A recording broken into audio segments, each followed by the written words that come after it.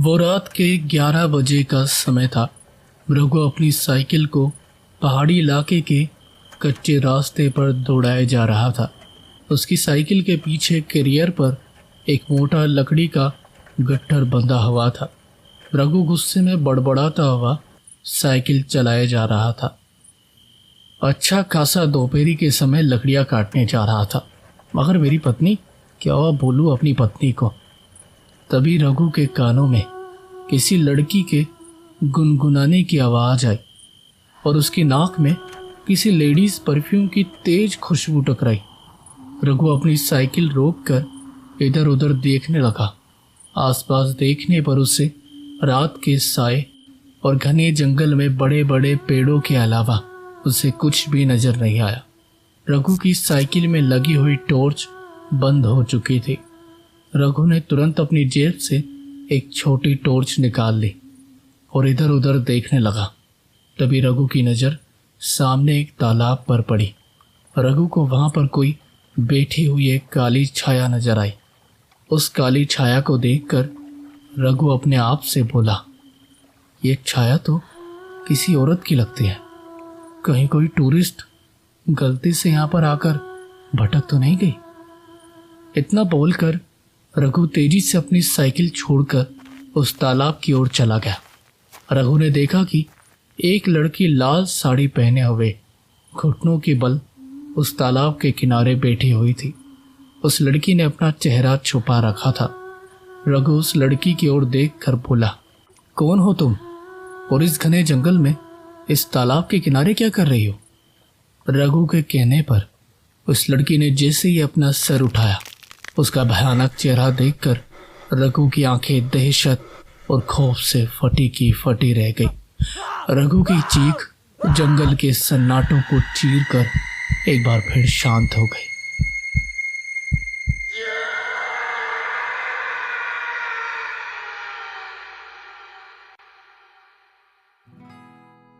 नताशा अपने रूम में bags pack कर रही थी।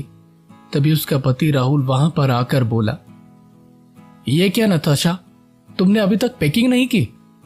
नताशा झल्लाते हुए बोली, पैकिंग करना इतना आसान नहीं होता राहुल, उसमें टाइम लगता है। राहुल घबराते हुए बोला, अरे यार नताशा, एडी कुछ देर में आने ही वाला होगा, हमें माँ के आने से पहले ही निकलना होगा। नताशा बोली, मेरी समझ में नहीं आता कि अगर हम मॉम को बता देंगे कि हम कहाँ घूमने जा रहे हैं तो उसमें प्रॉब्लम ही क्या हो जाएगी। राहुल ने बोला, तुम बात को नहीं समझ रही नताशा। मॉम को शुरू से ही उस जगह से ना जाने क्यों चिढ़ है जिस जगह पर हम दोनों घूमने जा रहे हैं। फटाफट पैकिंग करो, आधे घंटे में हमें निकलना है। इतना बोलकर राहुल अपने कमरे से बाहर निकलकर हॉल में पहुंचा ही था कि तभी उसकी माँ कनिका उसे अजीब से अंदाज में घूरते हुए देखकर बोली, मेरी समझ में नहीं आता राहुल, पूरी कंट्री में तुम्हें वही जगह क्यों मिल रही है जिस जगह से मुझे सख्त नफरत है। राहुल ने कहा, मॉम, नताशा का शुरू से ही नैनीताल और भीमताल घूमने का मन है। मेरी समझ में नहीं आता कि आखिर आपको प्रॉब्लम क्या है। सिर्फ आपकी वजह से मैं और नताशा अकेले नहीं जा रहे, मेरा दोस्त एडी भी मेरे साथ जा रहा है। अचानक राहुल की माँ की आंखों में दहशत और खौफ के साए लहराने लगे। कनिका डरे हुए अंदाज में राहुल की ओर देखकर बोली, मेरा कहा मान बेटा, वहां मत जा। राहुल अपनी माँ की बात पर झल्लाते हुए बोला, बस कीजिए माँ, अब मैं कोई दूध पीता बच्चा नहीं हूं। इतना बोलकर वो फिर से अपने रूम में चला गया। कुछ देर बाद एडी अपनी लग्जरी कार लेकर आ गया। राहुल अपनी माँ की ओर देखकर बोला, मैं 1 हफ्ते में वापस आ जाऊंगा, आप बिल्कुल भी टेंशन मत लीजिएगा।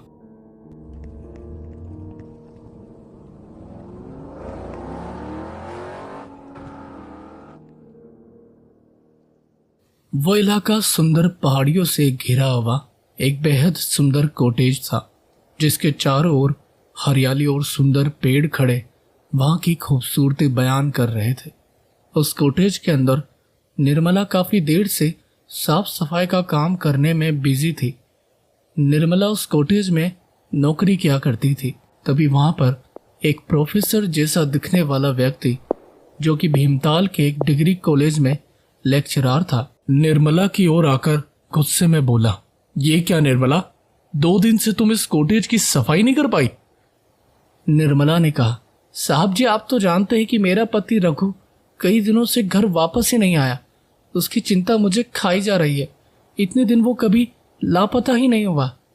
प्रोफेसर ने कहा, अरे वो तुम्हारा पति एक नंबर का पियक्कड़ शराबी है, पड़ा होगा कहीं पर पीकर। तुम अपने काम पर ध्यान दो। दिल्ली शहर से मेरा दोस्त राहुल अपनी पत्नी नताशा और अपने दोस्त एडी के साथ यहाँ कुछ दिन के लिए रहने आने वाला है। हो सकता है वो लोग शाम को ही यहाँ पर आ जाए।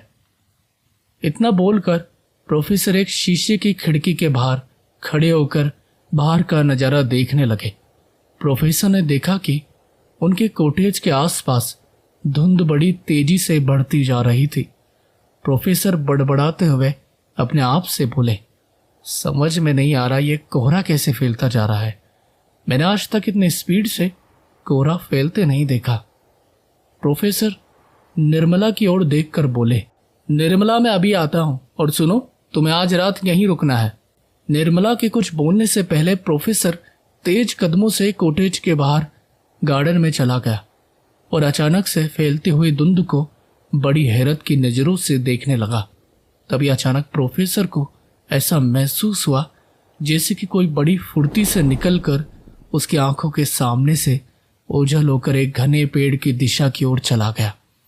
प्रोफेसर के कदम खुद ब खुद उस पेड़ की ओर बड़ी तेजी से चले गए।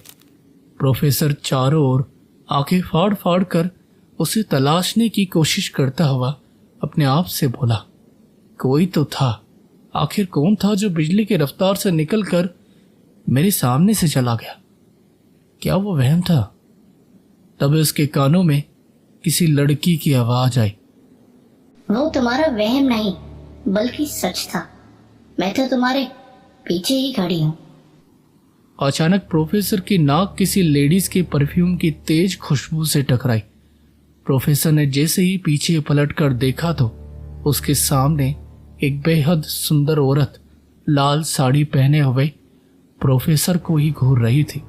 उसकी आंखों में एक अजीब सी कशिश थी जो उसे इंसानों से कुछ अलग ही बना रही थी। ना जाने क्यों प्रोफेसर के शरीर के रोंगटे खड़े होने लगे। अचानक वहां आसपास देखते ही देखते ज्यादा धुंध फैलने लगी। प्रोफेसर की जुबान खुद ब खुद कपकपाने लगी। प्रोफेसर ने लड़खड़ाती हुई जबान से उस लड़की की ओर देखकर बोला, तो कौन हो तुम? मैंने तो तुम्हें भीमताल में आज तक नहीं देखा। वो लड़की रहस्यमय अंदाज में प्रोफेसर की ओर देखकर बोली, क्या वो वापस आने वाला है? प्रोफेसर उस लड़की की बात सुनकर ना समझने वाले अंदाज में उसकी ओर देखकर बोले, कौन हो तुम और तुम किसकी बात कर रही हो? लड़की ने कहा, मुझे उसके आने की आहट लग चुकी है। तुम नहीं जानते मैं कितने सालों से उसका इंतजार कर रही हूँ। उसके आने का मुझे कितनी बेसब्री से इंतजार था। इस बात का तुम्हें अंदाजा भी नहीं है। मैं जानती हूँ वो आने वाला है जिसके इंतजार मैं कई सालों से कर रही हूँ। यकीन मानो वो यहाँ आएगा तो जरूर, लेकिन यहाँ से कभी वापस नहीं जा पाएगा। प्रोफेसर डरते हुए बोले, मैं तुम्हारी किसी भी बात का मतलब नहीं समझ पा रहा हूं। लड़की ने कहा, तुम्हें समझने की जरूरत भी नहीं है। मैं बस इतना जानती हूँ कि तुम्हारा जिंदा रहना मेरे लिए बहुत ज्यादा खतरनाक साबित हो सकता है। इतना बोलकर वो लड़की प्रोफेसर की ओर बड़े ही अंदाज से घूरते हुए बोली, तुम्हें मरना होगा प्रोफेसर। अचानक उस लड़की का चेहरा बर्फ की तरह सफेद पड़ गया और उसकी आंखें कोयले की तरह काली हो गई। उसके बाल इतने लंबे हो गए कि जमीन तक फैल गए। वो प्रोफेसर को घूरने लगी। ये देखकर प्रोफेसर की आंखें दहशत और डर से फटी की फटी रह गई। क्या तुमने मेरे शरीर पर सुहागन का जोड़ा नहीं देखा? और अचानक वहां पर तेज हवा चलने लगी और अचानक वहां पर एक इतना तेज हवा का झोंका आया जिसने प्रोफेसर को पीछे ले जाते हुए इतनी तेजी से भिड़ाया कि एक पेड़ की नुकीली शाख उनके सीने में समा गई। प्रोफेसर की चीख उस कॉटेज के आसपास सिर गूंज कर रह गई। प्रोफेसर की चीख निर्मला के कानों में पड़ी। निर्मला घबरा कर दौड़ते हुए जैसे ही बाहर की ओर निकली, अचानक वो लड़की एक काले धुएं में सिमट कर वहां से गायब हो गई। निर्मला बाहर खड़ी हैरत से आंखें फाड़ फाड़ कर इधर उधर देखी जा रही थी, मगर उसे सन्नाटे के अलावा कुछ भी नजर नहीं आ रहा था। निर्मला को नहीं पता था कि ठीक उसके सामने उस ऊंचे पेड़ के ऊपर प्रोफेसर की लाश टंगी हुई थी। प्रोफेसर का चेहरा अचानक से ऐसा हो चुका था जैसे कि प्रोफेसर को मरे हुए सालों बीत चुके हैं। प्रोफेसर का शरीर ऐसे मालूम पड़ रहा था जैसे कि प्रोफेसर के शरीर से खून की एक एक बूंद किसी ने बड़ी तेजी से निचोड़ ली हो। उसका पूरा शरीर सफ़ेद पड़ चुका था। आंखों की जगह 2 बड़े बड़े काले गड्ढे पड़ गए थे और आंखें मानो गायब हो चुकी थी।